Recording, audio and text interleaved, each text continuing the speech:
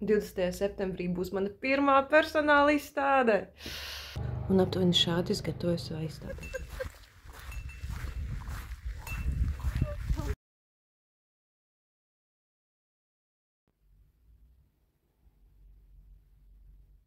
Kaimiņi. Jā, šitie mani kaimiņi.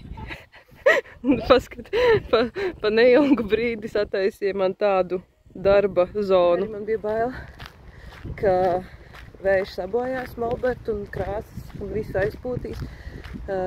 Kaimiņi nodrošināja to sākumā, ka man gleznojot tā kā nobloķē vēju ar dēļiem un vēlāk jau viņi uzbūvēja man molbertu. Tā kā man liekas, tas ir tāds wow.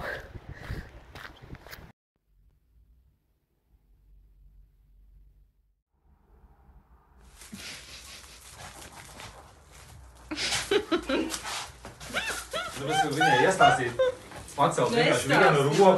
Vienkārši viņš stāv. Un es eju uz leju. Nu, pagaid.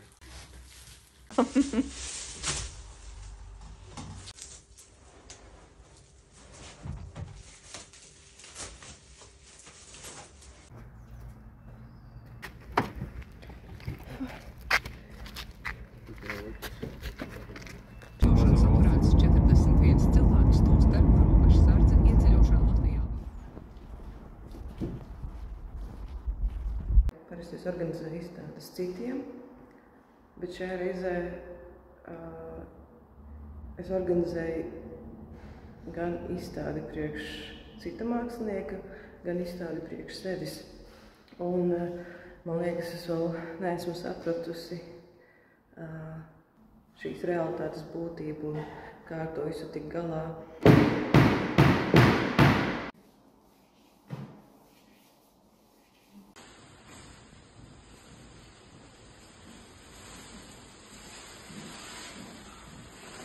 Šodien ir pagājušas 2 nedēļas, kopš es sāku strādāt pie savas izstādes. Un tas viss paiet kā viens mirklis, jo darba ir daudz. Mēs visu laiku izdomājam kaut kādas jaunas idejas, kā integrēt skatītājus, kā viņus ieinteresēt. Jā, tas ir interesants process, un tu nekad nezini, kad viņš beigsies, bet palikušas ir tikai, principā, 3 dienas līdz izstādes atklāšanai. Es neprotu skatīt uz ekrānu. Jūs skatīties skatītājiem. Nav pa vidu? Galvenais, lai dzīvē ir mērķis. Man patīk, es iemūžināju kā fotogrāfs. Viss vienmēr.